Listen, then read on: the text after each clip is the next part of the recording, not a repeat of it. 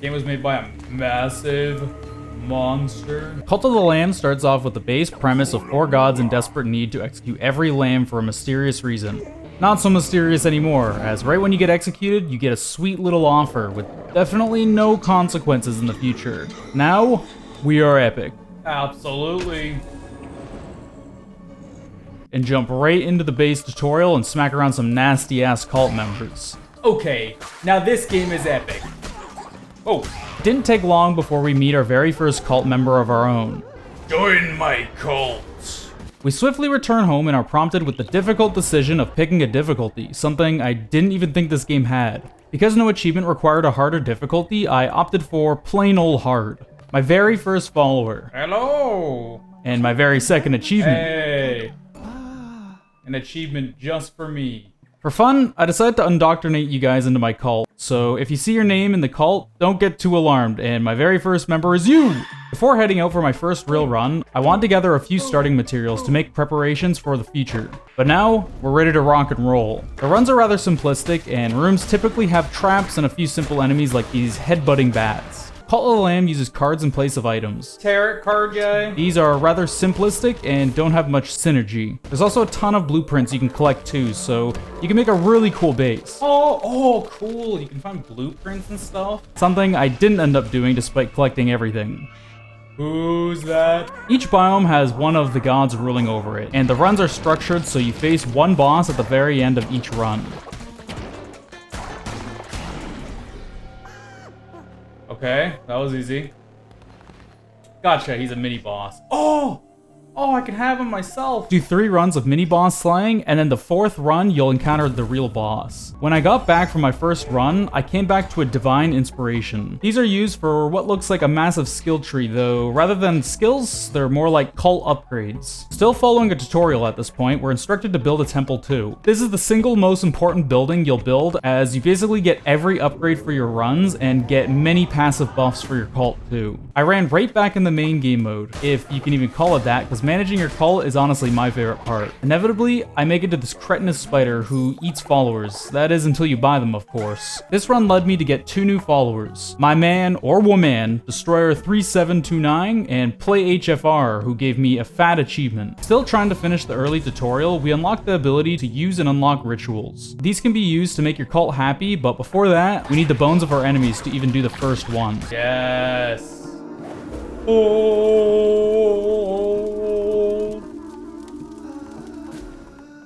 That was pretty weird. I finished the tutorial and allowed Ratau to retire to his little shack. That's where he teaches me how to gamble through the good old game of Knucklebones. Knucklebones is but a simple dice game where you 1v1 to compete for the highest number. The only mechanics you need to understand are that when you get the same number on your board in the same line, your score multiplies. But when you place the same number on the same line as your opponent, Destroyed. it removes his dice from the board. After eviscerating Ratau and Knucklebones, we gain an achievement and a free tarot card. Big Knucklebones win. You got a prize! We'll need many more of those for an achievement. I ended up doing my 4th run in the meantime and finally unlocking the door in order to challenge my very first real boss, Leshy. Oh my god! Leshy was extremely easy. Oh my god! Get away! Despite this, I look back very fondly on Leshy. He's a pretty funny dude. We got him. I think damageless. Yes! Damageless.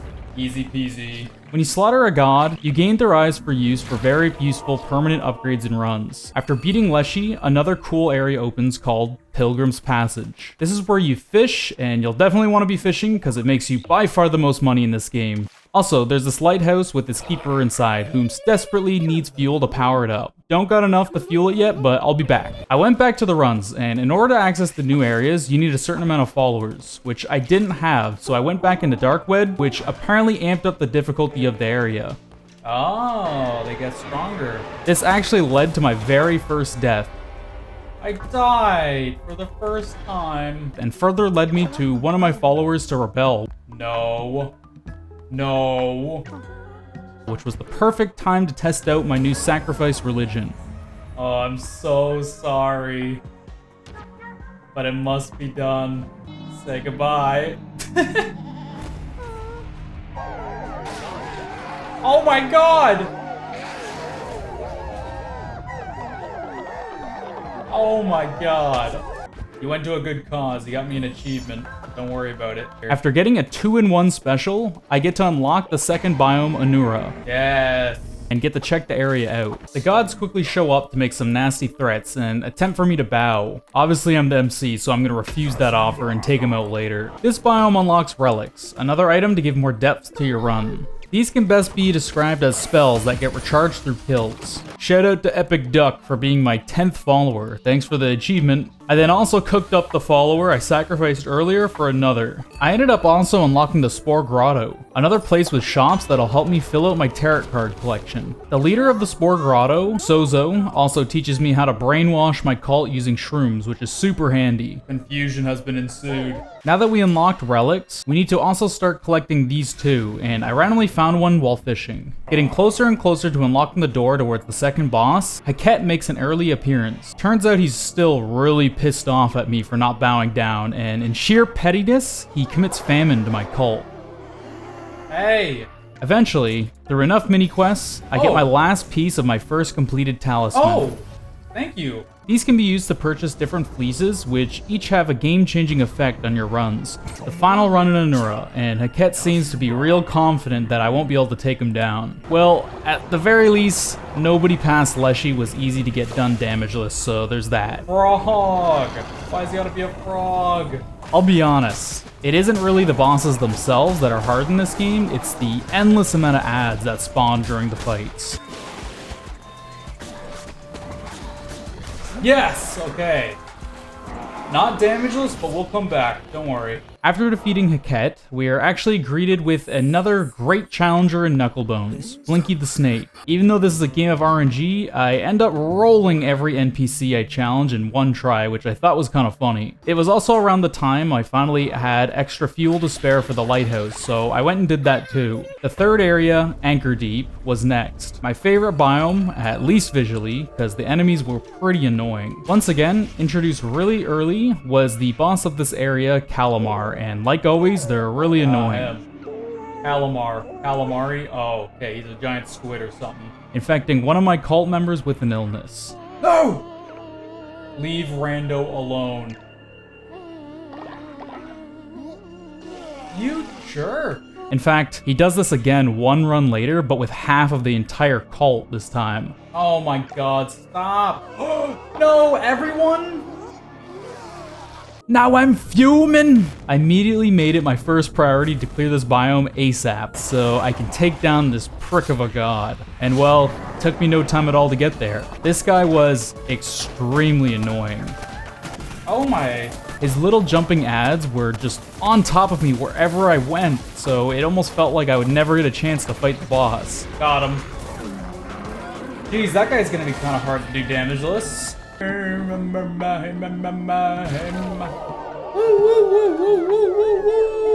Another challenger in Knucklebones appeared, Cronkle and Bop. I made sure to keep up with the wins, as beating all of the NPCs was an achievement. Also, after defeating Calamar, another location for me was unlocked called the Smuggler's Sanctuary. Plimbo is the main NPC here, and he sets up a rather large quest for me to gather as many eyes of the witnesses as possible. Before setting out for the fourth and final biome, I wanted to try and make some quick cash, and I set up a ritual for double fish drops and I went fishing. This led me to catching one of every fish for an achievement. Salmon. Catch one of every fish. Now for the fourth and final biome, Silk Cradle. Another one of these very aesthetically pleasing biomes, but honestly at this point, you can say that about the entire game. The god of Silk Cradle was the worst of them all, forcing me to kill the follower I was married to. No! No! Not Squoosh. Oh. It didn't take me long to realize you were never supposed to get attached to your cult members, so I will have my vengeance. Before that, I have some extra achievements that I eventually pop. Unlocking every available doctrine, finding all 5 locations, because I ended up finding Midas during a random run. Oh, I found all the locations. Cool. Oh, it's a Midas. Fully leveling up my cult.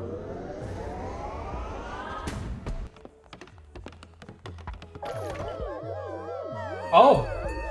Fishing a ton after I did more of the fishing rituals made me a lot of money, leading me to earn 666 gold coins for an achievement. Ooh, another achievement. At some point, I randomly decided on building a confession booth as well. Taking confession from one of my followers was another achievement. Finally, I discovered my final Knucklebones opponent, Shroomy. He was quite a lot better than the rest of the NPCs, and it was actually a pretty close match. Nonetheless, I still won and finished up Knucklebones for good. Another dub under the lamb's belt. Oh, that was all of them. I also ended up checking out Midas's cave. But this area was nothing out of the ordinary, other than the fact that we discover Midas is a complete asshole in the future. I did end up finding a starfish follower form hidden though. Starfish? It was finally time for vengeance! Oh god. Everyone block your eyes at the spider. Oh my god!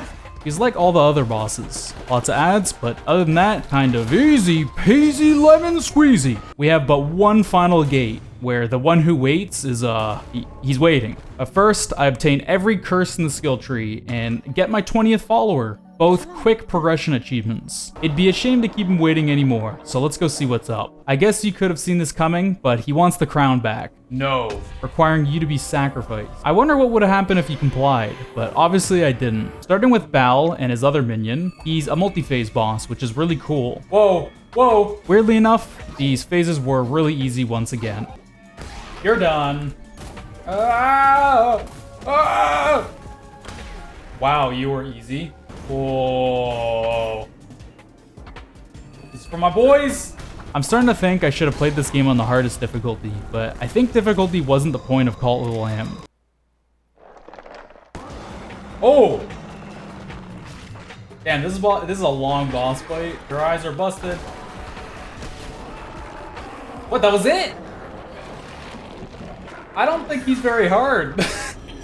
Oh, he's mine now! The game was over. Well, actually yes, but no. We unlock Endgame Plus to replay the entire game with higher difficulty, this time putting the 4 gods down for good. This time, whenever we kill a boss or do something important, we are given these god tiers, yet another form of currency. These can be used to unlock important things like follower forms and talisman pieces for achievement requirements. Unfortunately, to open these doors, they demand massive sacrifices. I'm so sorry, man. Sorry to Wolfern, my first follower. They needed a level 10 follower, so I had no choice. Focusing back on the objective at hand, I swiftly put Leshy down for good. He still felt so easy. The mini bosses were harder. And converted him to my own cult, which I thought was really cool. After clearing the first biome on Endgame Plus, the aliens unlock Purgatory. Purgatory is essentially a challenge mode, as you can either pick a dungeon gauntlet or a boss rush mode. Clearing each one with each fleece would grant extra tiers of the gods, so I was doing them as often as possible. The final weapon archetype I had left to unlock were godly weapons, undoubtedly the best weapon type. Unlocking every weapon type was also an achievement. Unlock all weapons. You may have noticed by now that basically unlocking everything and 100%ing is something you basically have to do for every achievement. This was also my last tarot card unlock. I've done it! The Haket rematch was up next, and dear God, did they ever up the difficulty through ads. So many frogs. I actually ended up dying for my second time in my entire playthrough. No worries though, as I get my run back, and finally convert him to my squad. You gotta feel bad for Calamar though. He's definitely traumatized of you nowadays, and he immediately yells, "Stay back!" when you encounter him. Still, I have a job that has to be done, and I beat him, again with relative ease. Just one more to convert to my side. Between every set of runs, Midas has been making some appearances, being a real dick by stealing my money. I had my last straw finally, and I beat his teeth in for my money back. Give me my money. Yeah! On my way to each boss, I've also been slaying witnesses for the eyes. Thanks to Plimbo, we keep getting closer and closer to getting all talismans needed. The finale is here with Shimura, and well, this guy felt exactly the same as before. Time to rejoice, as all of the gods now belong to me and my cult. There's still a few more achievements to uncover, starting with True Love Found. This is for reuniting Bal and Om with their mother Fornius. Bal and Om were the One Who Waits followers, so I thought it'd be funny to sacrifice him in order to acquire Om to my cult. Then, I must bring them both on a run by converting them into demon helpers. Oh, it's the credits. Skip! Skip! Skip! Oh, here we go. That Fornius? It is. Are these your children? Oh, they are. Acquiring all of the follower forms was grindy, and I needed to get a lot through the God of Tier rewards. But there was also some really unique ones through some side quests. Oh, this guy. I've seen him once already. Through no choice, this demon wolf NPC wants some serious sacrifices. One of my loyal followers for the first sacrifice. Oh, I'm sorry. He gives me an option for the second sacrifice. What? 2 followers this time, or half a heart for myself. I'm a nice cult leader, so I give him a pound of my flesh. But the last sacrifice was the worst of all. In exchange, I only want one thing. Rat head. What? No! No! That's sad! No! I'm so sorry, Rattel. No! No!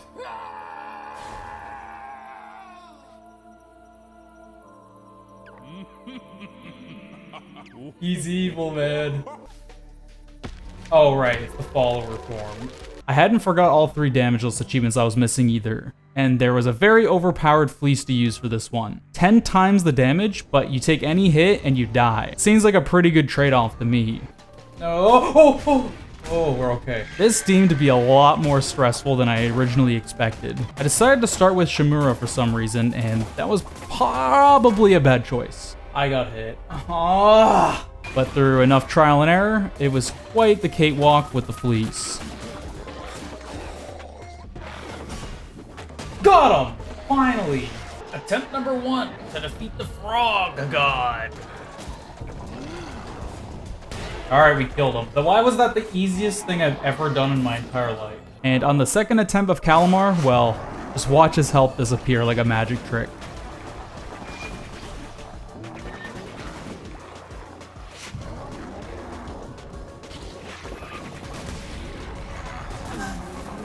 Wow! Another achievement I was seriously neglecting was to sacrifice 10 followers, something I obviously didn't want to do, but I must emotionally distance myself for the sake of achievements. I was finally done with the God of Tier grind and Plimbo's quests, and quite confusingly, I was left with 3 pieces missing for the final talisman. Turns out I still had to make 3 painful follower donations to Midas for the last piece. Aw, I'm sorry. Midas is real happy about it though, isn't he?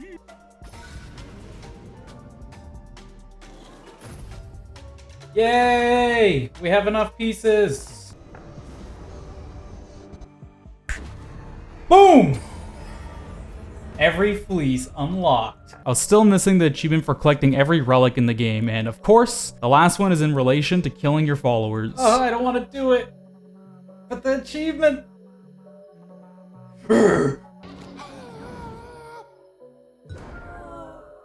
Oh my god. Well, to be more accurate, it's for butchering and collecting the meat of 5 of your followers. Oh my god! Meat. There it is. There. That's the achievement. All the relics.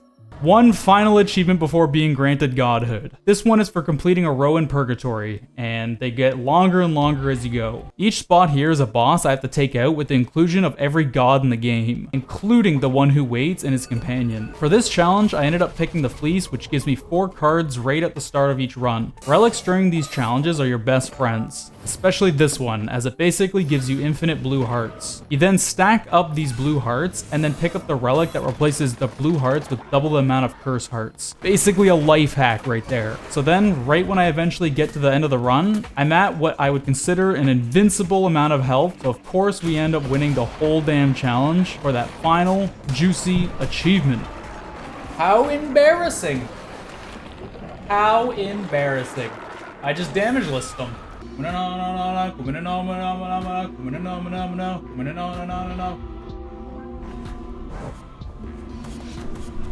The finale! Welcome to godhood. Cronkle has reached godhood.